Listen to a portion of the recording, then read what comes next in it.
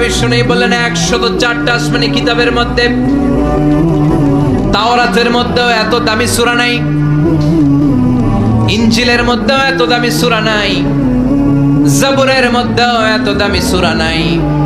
সুহুফে ইব্রাহিম ও মুসার মধ্যেও এত দামি সূরা নাই।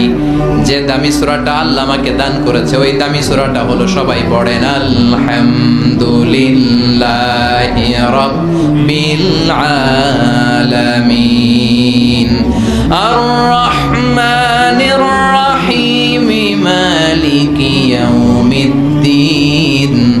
ইয়্যাকা না'বুদু ওয়া ইয়্যাকা নাস্তাঈন ইহদিনাস সিরাতাল মুস্তাকিম সিরাতাল লাযীনা আন'আমতা আলাইহিম গায়রিল মাগদুবি আলাইহিম ওয়ালা